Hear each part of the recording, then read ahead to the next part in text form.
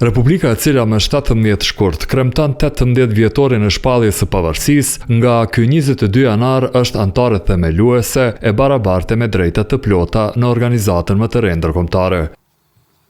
Në emër të Kosovës në Davos, presidenti i shtetit nënshkroi kartën e bordit të paqes, që si fillim bëhet përgazën. Kjo krah për krah me Shtetet e Bashkuara të Amerikës, presidenti së cilës Donald Trump e themeloi dhe do të jetë në krye të bordit. Vjosa Osmani thotë se kur Amerika udhëheq, paqja është gjithmonë më e sigurt.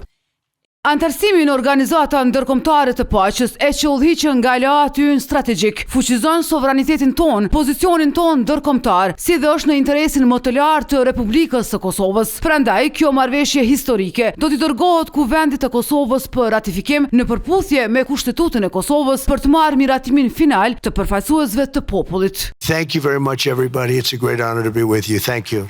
Duke falendëruar presidentin Trump për siç e quan leadershipin e tij dhe ftesën që ta përfaqëson Kosovën në këtë moment historik, presidenti jashtoi se Republika Kosovare do të jetë në shërbim të paqes sot e përherë.